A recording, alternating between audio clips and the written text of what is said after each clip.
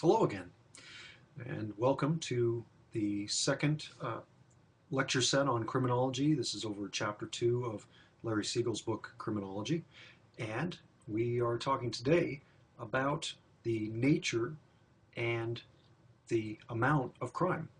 So, what types of crimes are there, and how much do they occur?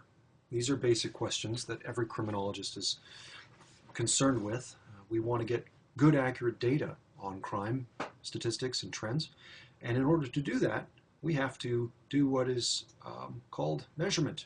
Let's take a look here. Measurement, first term here on the page.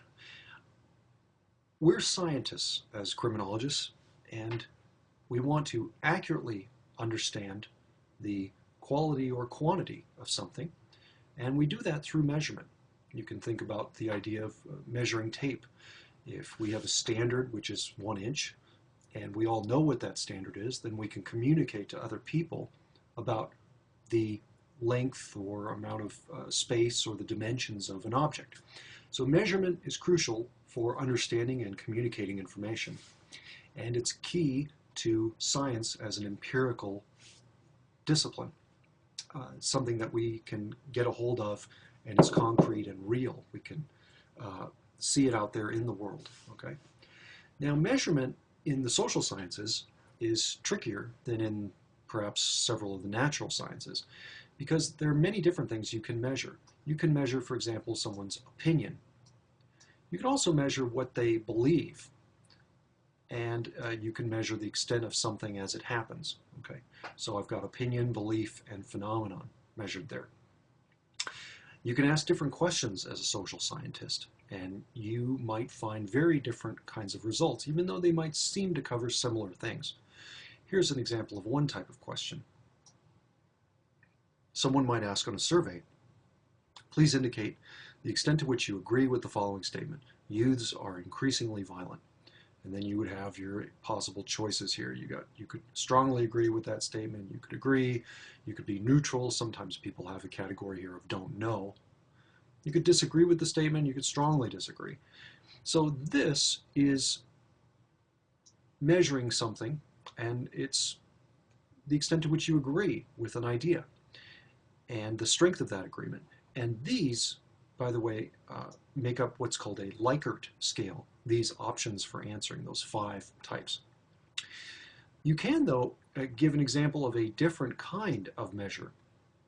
And this one would be if you were to ask, say, for example, juveniles, how many times within the past 2 weeks have you engaged in a violent act? These 2 different questions are going to give you 2 different types of information. This, you could say, is really, this one here, is an empirical measure of behavior. Whereas this one, as we talked about, is more opinion, trying to figure out what people think. Sometimes, in criminology, people are a little bit confused as to the difference, because people will think, for example, crime rates are very high, or they'll be afraid of crime. And that's one thing, but that can be very, very different from the actual occurrence of crime, which I've got marked here. If you were to ask juveniles how many times they've engaged in certain types of crime, you might get very different information. So that's really what we're up to here, trying to figure out measuring crime, the amount of crime, and the difference between people's attitudes or thoughts and behaviors. Okay? That's going to involve 2 different terms. Whenever you do measurement, you have to tackle the difference between reliability and validity and questions about those. I marked reliability there. Just for a second, if you could, think about what makes a reliable friend. Surely you have one. And if you think about it for a second, probably certain qualities come to mind. Like, for example, maybe you've been able to call them at night, with some problem or issue, maybe after the appropriate time to call, or maybe you've asked them for help in certain situations. So those are reliable friends. And that means, basically, they've been there for you. So reliability means consistency over time. All right? So reliability, is it consistent over repeated observations? All right?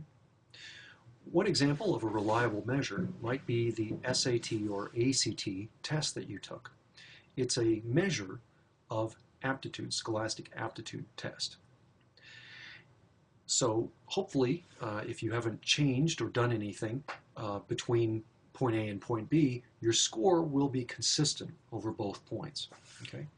There's a question, though, with all measurements of validity.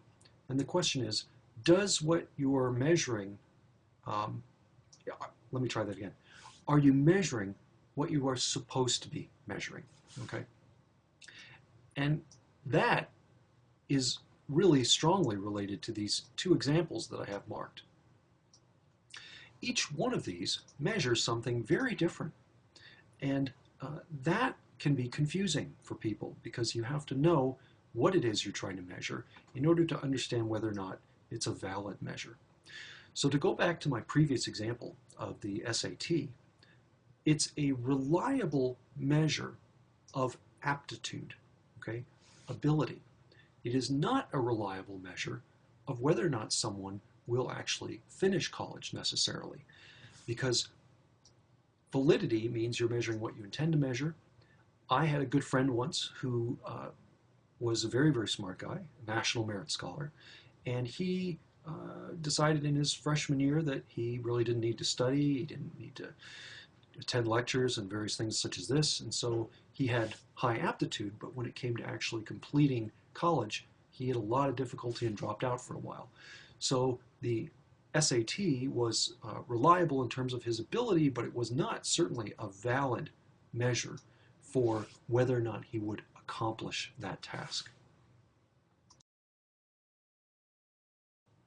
I want to add one more thing before we move on.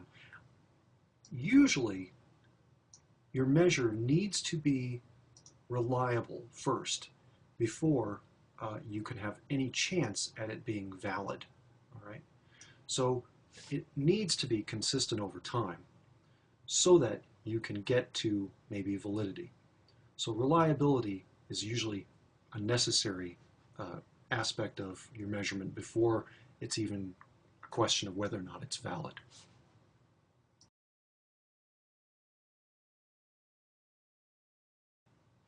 Criminologists rely on primary data to understand crime, and they have some particular data sets and reports that come out related to those, which are usually seen as the go-to ways to understand crime in the United States. And so I'm going to spend some time talking about each of these and how they differ, what their strengths are and their weaknesses, because they each have strengths and problems. Okay. First, we have what's called the UCR, Uniform Crime Report. The acronym UCR is very commonly used for this. And the UCR was begun in 1930. Basically what happened was the Federal Bureau of Investigation collected data from local police and their reports. Okay? So you should also know the assumptions behind any report or collection of data. And here the assumption is that we can use local police departments and collect that information. The FBI can collect it in order to understand crime differently in those different local regions and then also across the United States and over time. How did they do this? Well, back in the 1930s, they didn't, of course, have computers, and so they needed to make some decisions. And one of the things they decided to do was take some very, very complicated information, had a lot of different variables, and focus on particular things that they could make sense of, okay? Because you have to limit the scope of things in order to see, all right? And here, they decided we're going to focus on 7 what are called index crimes, okay? In order to measure the total crime rate. So they made choices, and these choices are here listed. What are the different crimes they focus on? The 7 big ones they talked about: criminal homicide, rape, robbery, aggravated assault here, burglary, larceny, theft, and then car theft. And then eventually they added an 8th category of crime, arson, in 1979, so a late addition for their index. And that index means basically using these crimes to indicate changes, demographic differences, geographic differences, and what the basic crime picture or profile is in the United States. Okay? Some other things to note about the Uniform Crime Report is that index crimes are often also called Part 1 crimes. Okay? So those two terms you should know as synonyms. And then we can also discuss how the rate of crime is determined using the UCR and their particular formula for this. Let me say, for example, let's just take a number. Let's say you have a rate of 5.7 murders in, let's say, 2010. Let's pick a year. What does that mean, 5.7 murder rate in 2010? It is 5.7 murders per 100,000 people in that population. Why is that number useful? Why is a rate useful? Because it allows you to compare different sizes of populations to understand crime relative to the size, all right? So if you were to simply say to someone, well, there's a murder rate in Nebraska, which is 7 versus 5.7 in California, then that would give people comparative information, because in Nebraska, we have a much, much smaller population. I believe it's 1.8 million people compared to California, which is in the tens of millions of people. Okay, so it gives you this idea of being able to make an informed comparison based on a shared, agreed upon population size of 100,000. And I'd like you to know that a rate is calculated based on comparison with 100,000 people.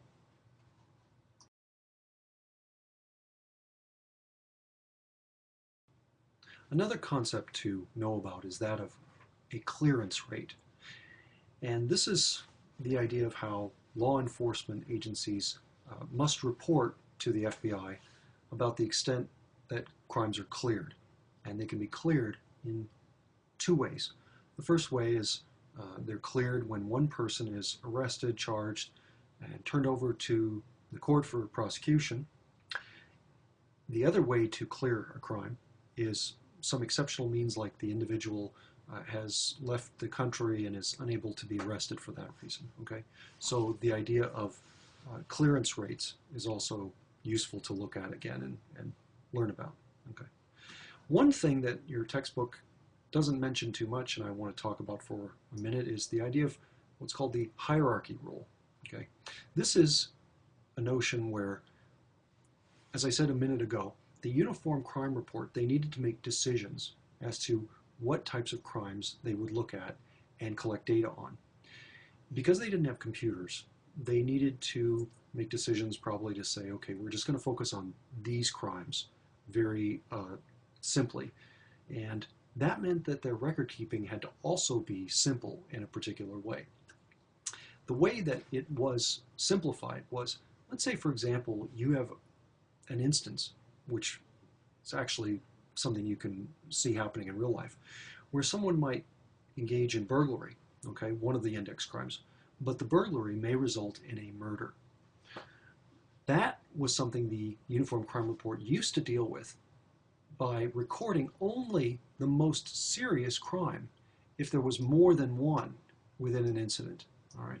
So then they say, okay, we're going to record this one. What happens, though, when you have this, what's called a hierarchy rule? Think for a second. The crimes that get recorded are, of course, the worst crimes. And so therefore, you have a systematic under-reporting, or I should say under-appreciation of maybe the occurrence of lower-level crimes, like burglary, because the more serious crimes are recorded whereas the other ones were not. The hierarchy rule is important because it affected crime data in the United States for many, many years. Okay, so this is something that is useful to think about. That's the problem with this particular issue. You only get so much information from it. Now, there's a report that comes out every year, which is from this data, Crime in the United States. You can also go online and look at the Uniform Crime Report and that data, and they, I believe, can allow you to run data sets and do some interesting things because this is collected data for you that's out there ready to be assessed by researchers. In order to get beyond the hierarchy rule, there is a new system which is computer-based, and it's called NIBRS, that's the acronym. It means National Incident-Based Reporting System. And that allows for local police to record the detailed information that used to be unable to be captured. They had to make those decisions, and they simplified things. Now, there's a lot of different information they can collect, and they can do much more complicated analysis of it. So the hierarchy rule is useful to know about if, for example, you wanted to go back and look at crime, say, in 1935, when they actually used that procedure. Today, NIBRS is often in use, and we see it in like 20-plus states. It is increasingly being adopted. I think your text says 12 more states are in the process of it, but we haven't uniformly adopted it yet.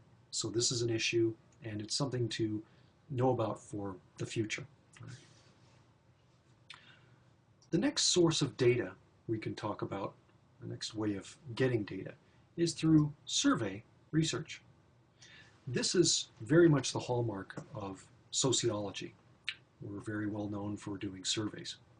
And some basic terms you should know about with a survey is the difference between a population and a sample. A population you can think of as the universe of all those people who you want to make generalizations about.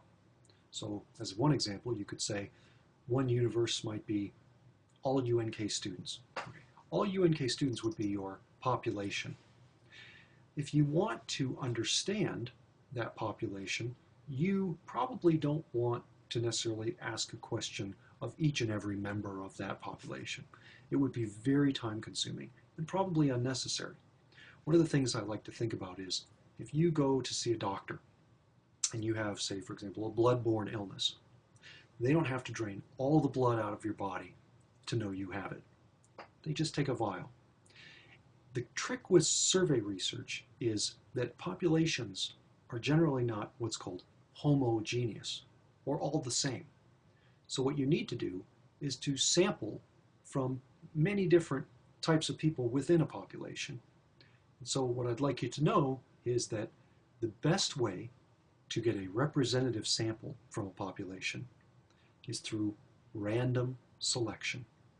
Again, the best way to get reliable information from a population is through random selection for your sample.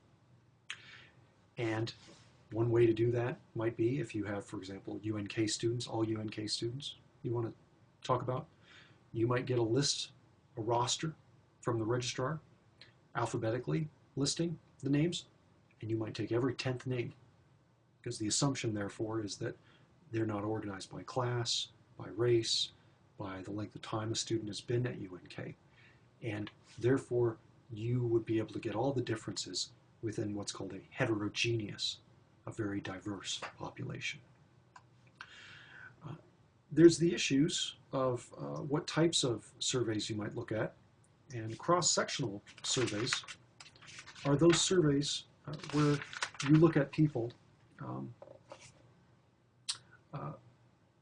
who are across all different aspects or parts of society.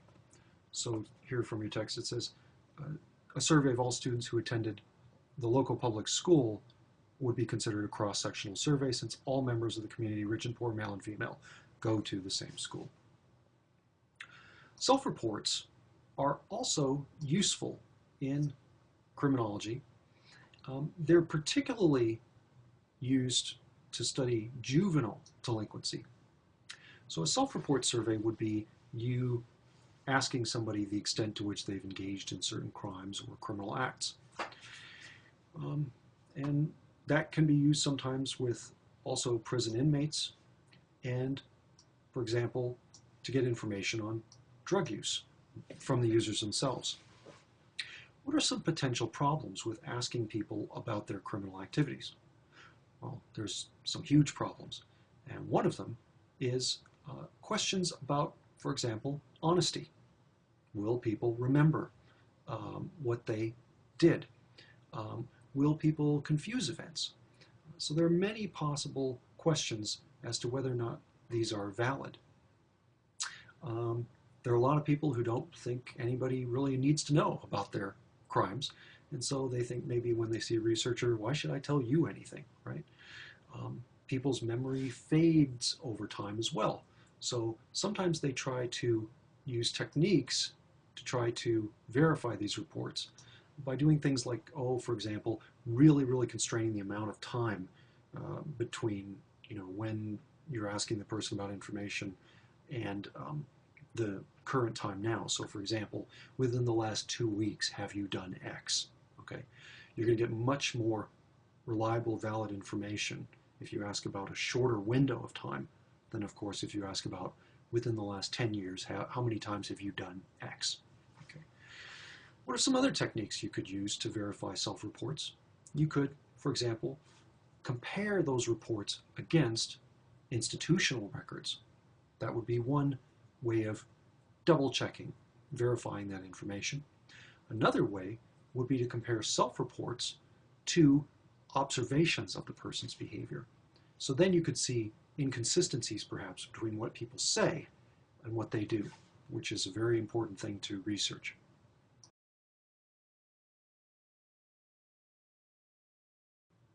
The second major source of data on crime in the United States is called the National Criminal Victimization Survey, and abbreviated often as NCVS.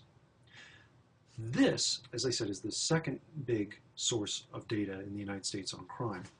But the assumptions and the group of people surveyed, in this instance, this is a very different type of measurement.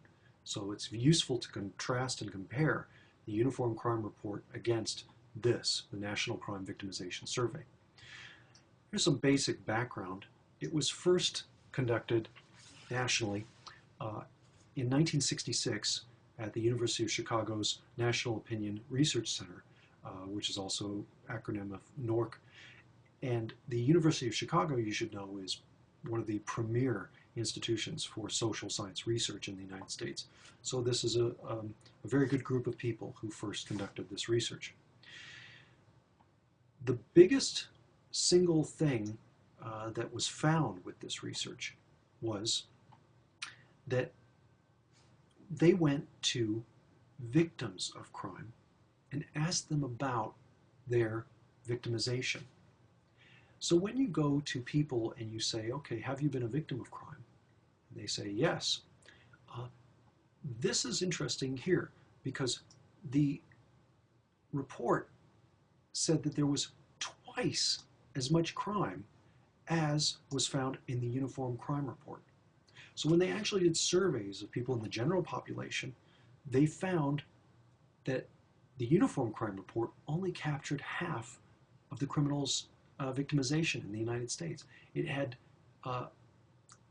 less crime, far less crime, that people had not reported.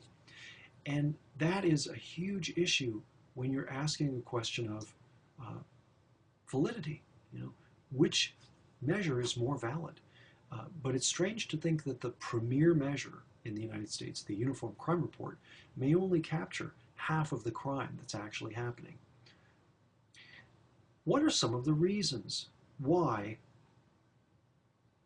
only half of the crime was being reported to the police in what is captured in the Uniform Crime Report?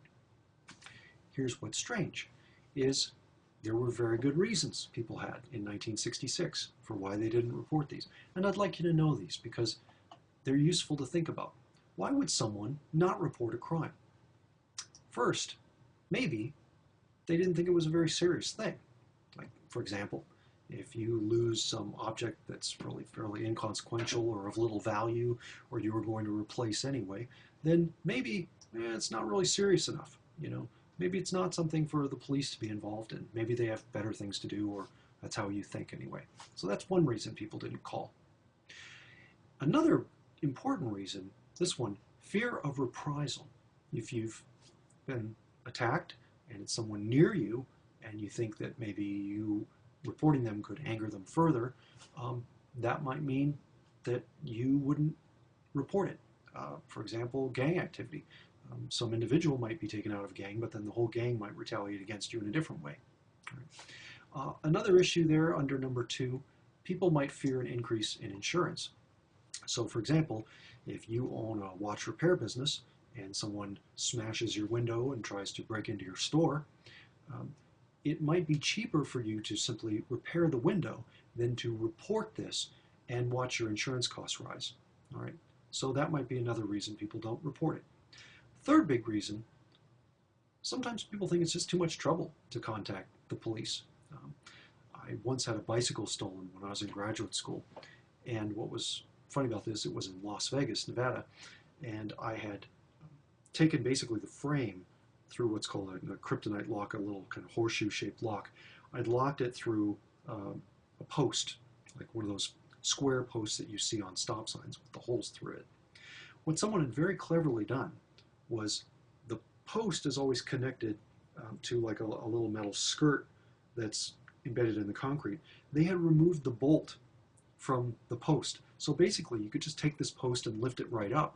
And that's exactly what they did. They lifted the post up, took my bike, and were gone. Probably didn't even take a minute to do this.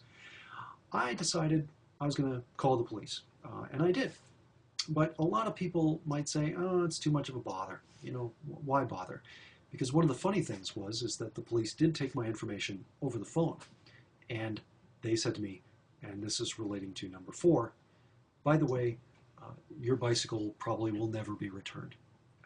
It's gone, and we probably can't do anything about it. And I said, that's okay. I'm a criminologist, and at that time in graduate school trying to get my degree. I said, it's just useful, I suppose, for you to have valid and reliable information on crime.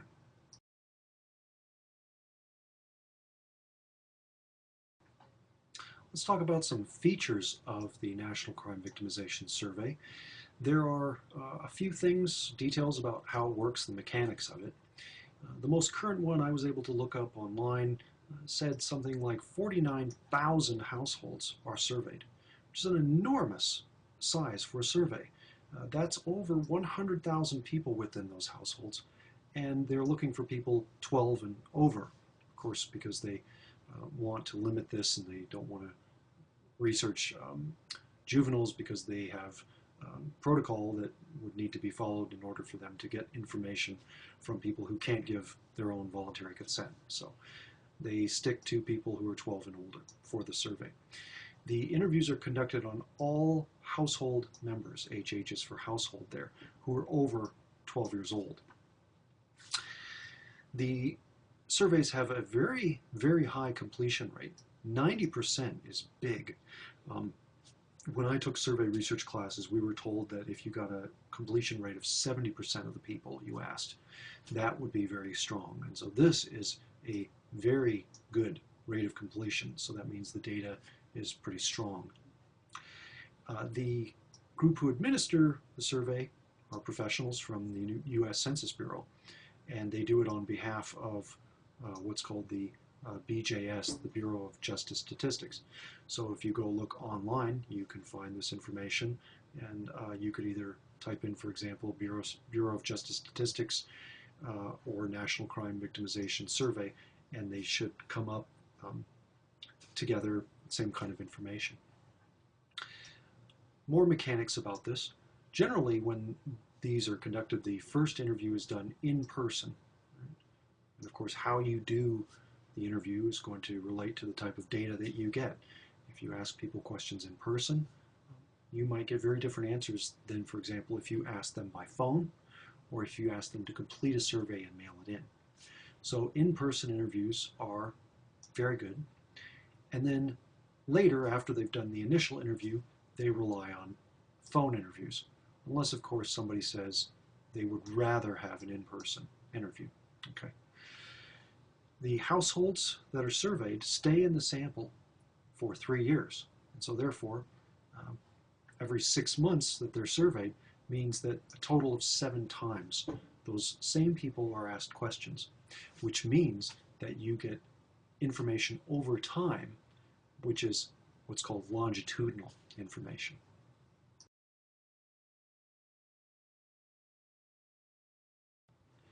The National Crime Victimization Survey is somewhat similar to the Uniform Crime Report. On the other hand, though, it does have some important differences, and I'll talk about these just briefly, about their definitions of crimes. When you're asking people who have been victims of a crime about their victimization, you, of course, can't ask them, have you been murdered, right? The funny part of this is that originally that question was included, and then they figured it out and got rid of the question. So they don't ask in the victim survey if they've been murdered. They don't talk about commercial burglary, of course, because these are households. They also don't talk about commercial robbery for the same reason.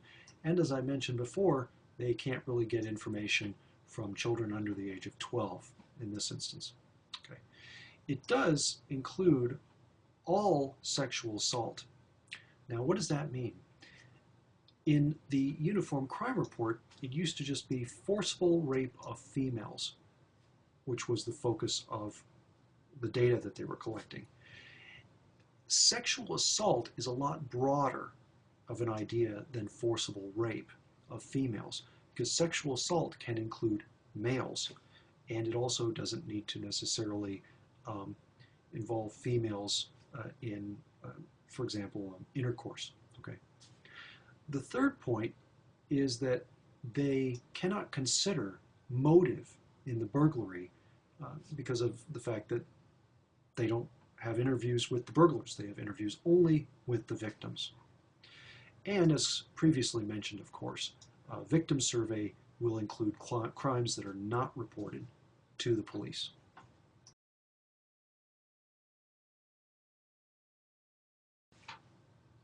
Let's briefly consider some of the potential problems with a victim survey. Because as I mentioned before, all the different approaches, the methods that you use to get information, each of them has strengths and weaknesses.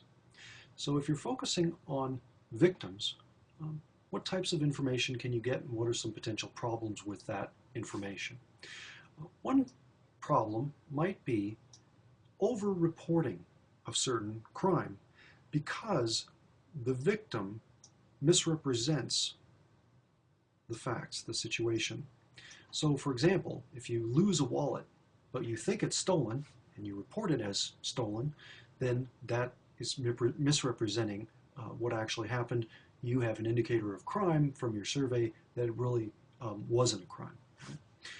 Similarly, you can also have the problem of underreporting.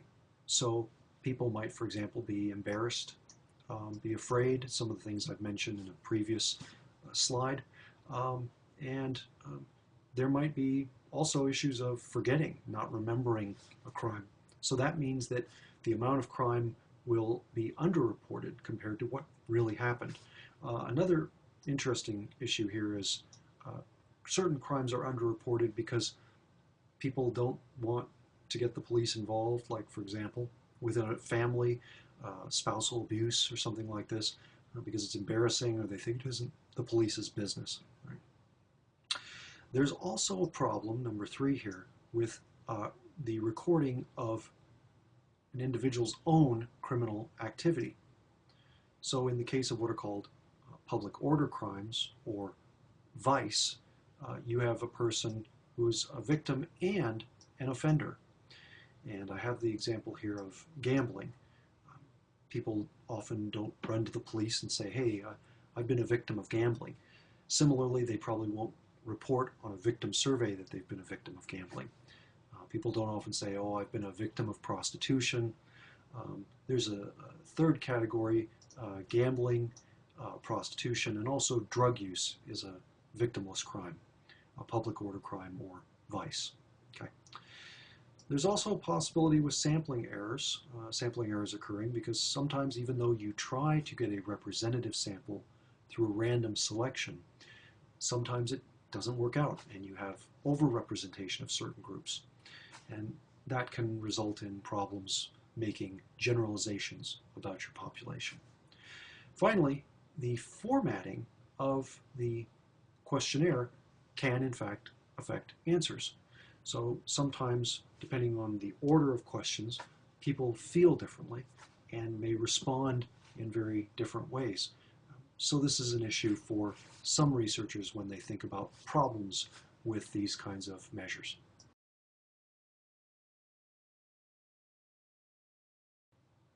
We've been talking about primary sources for crime data and data sets that are collected based on primary sources. There are also secondary sources of crime data in the United States, and we'll start talking about these here at the top. The first one, cohort research, is the idea of studying a group of people with a similar characteristic, and that can be over time.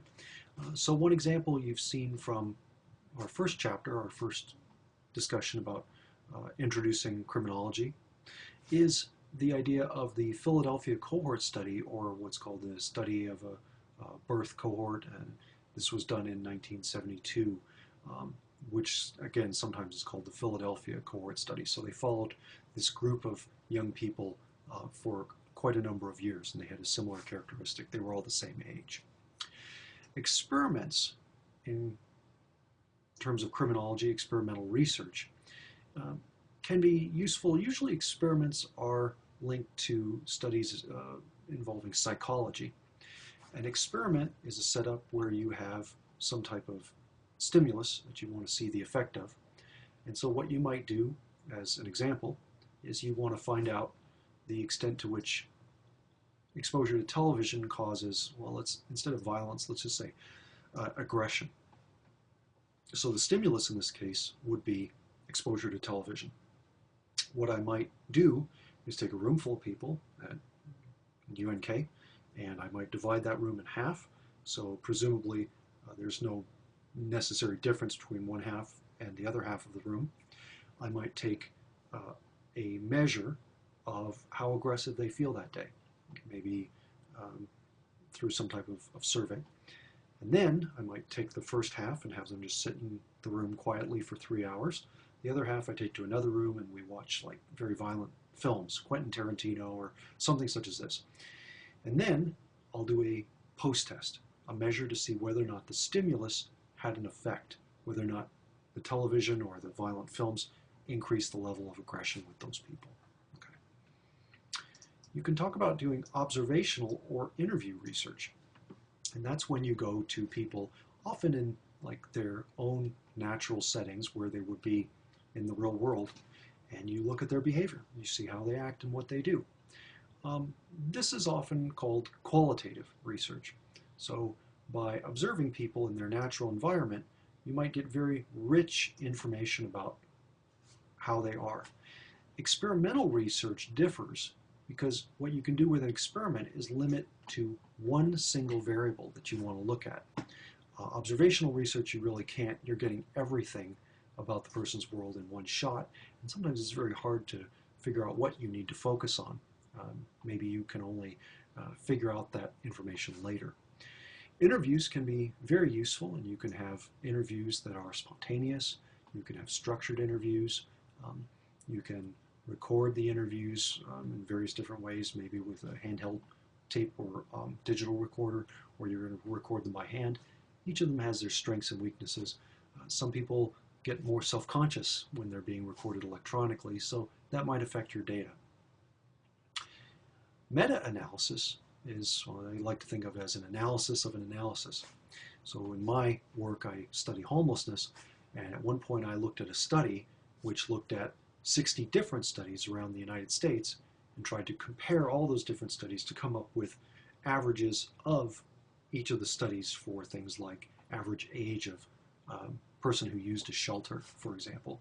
So an analysis of an analysis is called a meta-analysis. Data mining is, it says, a relatively new technique, and I'd like you to know this as what's called inductive research. All right? So inductive means that you let the data talk to you. You don't come into the data with a pre-existing hypothesis or set of assumptions. You might, for example, find that looking at just basic statistics, look at this, crack cocaine use goes up during the month of August. Why would that be? That is data mining. You look through the data itself, and then you find out what the data says, and then you maybe work toward developing a hypothesis that you could test later. Okay? There are some basic differences I would like you to know about comparing the Uniform Crime Report to the National Crime Victimization Survey. So as a brief review, I'd like you to think to yourself about the previous slides and ask, where is it that the data came from? With the Uniform Crime Report, what was the source of data? And what was the source of data for the National Crime Victimization Survey? Okay, that's important to know, the different places where the data came from for those reports. Second important thing to note, there are methodological problems with each of these sources for information about crime. One methodological problem you can think of with the Uniform Crime Report that is also discussed in your text is that they are dependent solely on local police to collect that information. So what happens if one local police department collects certain data well, but doesn't collect other data very well? What happens if they use particular definitions of crime that are very different maybe from other jurisdictions? You might get a kind of a mess. So that's a problem with the Uniform Crime Report. There are other problems that are mentioned in your textbook with the UCR, and you can look at those on your own. I mentioned a few different problems with the National Crime Victimization Survey. They're also outlined in your text. I'd like you to know the major reasons from the NCVS report from the 1960s, the initial one. What were the major reasons that those initial participants listed for not reporting crimes? There were 4 of them. So go through and review those 4. I'd like you to know them. And then also, too, we talked about the 8 index crimes, or Part 1 offenses. I'd like you to know what those are, because those are crucial for understanding crime data that was collected for a long period of time in the United States.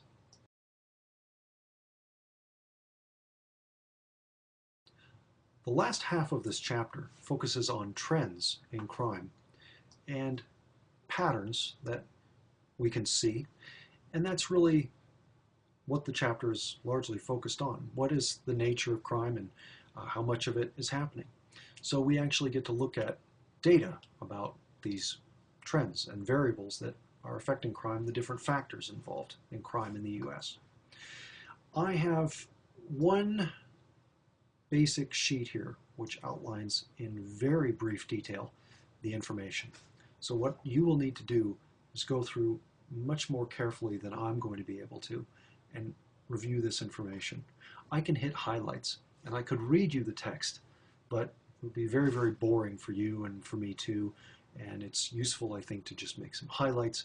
You go back and try to get more information on these trends. Let me briefly go through those highlights. If you're talking about the age and sex of those people who perpetrate crimes, age is the single most important variable for determining trends within a population related to crime. Okay, so age is a massive, important predictor. Talks about, for example, in your textbook, violent crime, victimizations, property crime, victimizations, and the number of people who are involved, their ages here. Let me find that page here. There's a chart I'm looking at, and it's figure 2.7. It says relationships between age and serious crime arrests. It says that the incidence of property crime typically peaks around age 16 and then drops in half by age 20. So that shows you the importance of age in relationship to the amount of property crime. Violent crime also peaks typically around age 18. Typically, of course, the sex of perpetrators are males. Okay, so the way that one of my professors used to talk about it, he would always say this phrase: crime is a young man's game. Crime is what generally younger men do. And that relates to a concept called aging out. I just mentioned that property crime arrests typically peak at 16, they drop in half by 20, and violent crime arrests typically peak at 18. What happens is that after a few years, people stop committing crime. Usually, the percentage of crime drops dramatically as the population ages. So this is called aging out, that people have maybe an early propensity toward crime in their younger days, and then what happens is they are less and less involved as they get older. We'll talk about this more in the future, but that has very important policy implications for what we should do about crime. Your text mentions gang violence as a large-scale issue, and studies seem to indicate that it is on the rise, and we actually have had some task forces here in the Kearney area, the Tri-City area, related to gang violence and what to do about gangs. So this is an important trend. When we talk about drug use, there's an important link that your textbook makes between drugs and the violent crime rate. What happens is that typically if gangs are fighting over territory, in particular trying to control a territory, then there might be a lot of violence related to that battle for supremacy. Once a gang might be in place, then ironically the violent level rate of violence goes down in a community. But also too, drugs can be connected with crime because drugs in some instances reduce inhibitions. All right. Certainly alcohol has been strongly related to, for example, domestic violence and the occurrence of domestic violence. Seasons, believe it or not, are also related to crime. The idea here is that most crimes occur during particular months, July and August. There are exceptions to this, though. Fascinatingly enough, murder and robberies are most prominent in December and January. Why might that be? Here's the thing. December and January, of course, are the months for holidays. And sometimes family members are brought together who haven't seen each other in a long time. And of course, not all families get along equally well. So this is also a time when there's a lot of gift giving. So there's this idea of disposable cash around, presents being distributed. So there are a lot of different factors that may come together.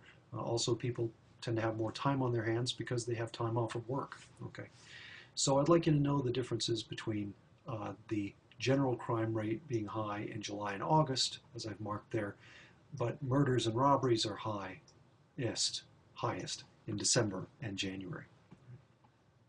It's probably no so big surprise for people that crime in rural areas is usually lower than in urban areas.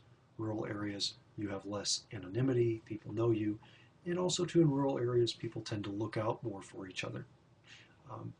Urban areas might have crime because of greater anonymity and the fact that property is in large settings which may be accessible to a lot of people. Also, too, studies show that there are different kinds of crimes that might occur, for example, in rural settings than urban settings. In the past, we've had some problems with fertilizer being stolen in the Tri-City area, in part to make methamphetamines. Your text mentions that southern states have the highest rates of crime, and you can actually find a chart in your textbook. Let's see if I can find that for you here quickly. There's a map. Here it is. So you'll be able to find this, I hope, which says largely that in the South, you have the highest rates of both violent crime and property crime. Some people attribute that to a long history of violence in the South, going back to the Civil War. Of course, the South was the only place where people were enslaved in the United States. Also, too, the South has higher rates of gun ownership than a lot of other areas of the United States. The relationship between social class and crime. There are many studies about this, and it seems like there are different results. Some people have done studies showing a clear relationship between being lower class and being involved in certain types of crime or propensity towards certain types of crime. Others have found that's an inconclusive relationship. And part of the issue with that is, how do you measure social class? What counts as lower class, middle class, and upper class? What are the operational definitions of each one? At one point in the presidential election in 2012, it was strange because they were talking about the middle class being people who made under $250,000. I thought, wow, that's a pretty high benchmark for who counts as middle class. So partially, different researchers use different criteria for assessing what counts as a certain class. And that makes it hard to come up with those relationships between class and crime. So the findings overall are inconclusive. Again, there's a lot more information in your textbook that will help you with this, giving you far more than I can talk about here. The text does discuss minority group members being involved in a disproportionate share of criminal activity. And here's some statistics from 2008 that I can read you. For all men 18 or older, there is 1 in 54 who is behind bars. Okay, 1 man out of 54 is behind bars for all men 18 or older. For black men 18 or older, the text mentions that is 1 in 15 who are incarcerated. And for black men of the ages 20 to 34, 1 in 9 of those men are incarcerated. So dramatic differences. Also, too, they mention Hispanic men. 18 and older, 1 out of 36 Hispanic men are incarcerated. That's very different from 1 out of 54 for all the men. Okay. I also want you to note, though, that minority group members tend to target other minority group members.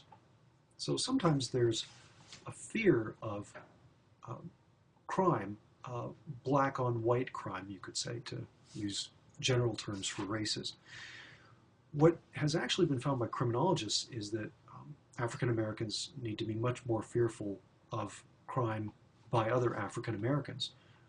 So black on black, Hispanic on Hispanic crime, these tend to be much more causes for concern than black on white crime. So again, you see the value of empirical measures as opposed to attitudes or beliefs. Okay. I also should go back to this for a second.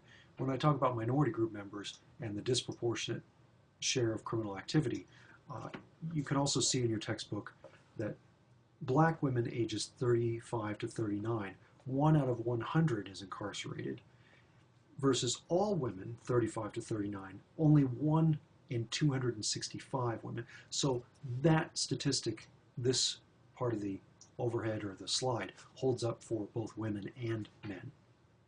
Last couple things. Chronic juvenile offenders. This is a concept that is a notion of who becomes a career criminal. And the idea is that if you have been arrested as a juvenile, you're far more likely to become a chronic criminal. And the study that really first made this case is listed here. Oops, I drew the line a little through that, but it'll disappear. The study is called Delinquency in a Birth Cohort. Sometimes this is called the Philadelphia Cohort Study. I think I mentioned maybe a little bit ago, from 1972. So that's an important benchmark for this type of research. And it also came to find, in part, that a small number of criminals are responsible for a large amount of crime. Let's see if I can find some of that information. It says, the chronic offenders, known today as the chronic 6% of one study, which was a study of, again, almost 10,000 boys in Philadelphia in 1945 until they turned 18. The chronic 6% of those were involved in the most dramatic amount of delinquent behavior. The chronic 6% were involved in 5,000 offenses, or 52% of all the offenses committed by the cohort.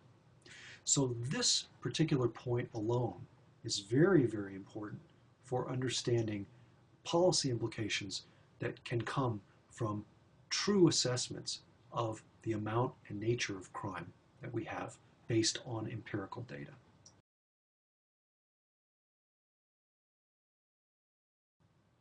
Finally, for this chapter, I thought it might be useful to include some review questions for you. So these are ways that you can think about the organization of the material, study facts, and feel a little bit more prepared about what types of things you might see on an exam. So I've listed several of these here that I'm going to just let you do on your own. You can pause this, look at the different questions, and then go through the notes you just took from the slides, but also to use your textbook to answer each of these, some of which I wasn't able to cover in complete depth or at all. There's a lot more information in your text than I can talk to you about, especially on this format. So use this as a way to review information and cover some things I couldn't. Thanks.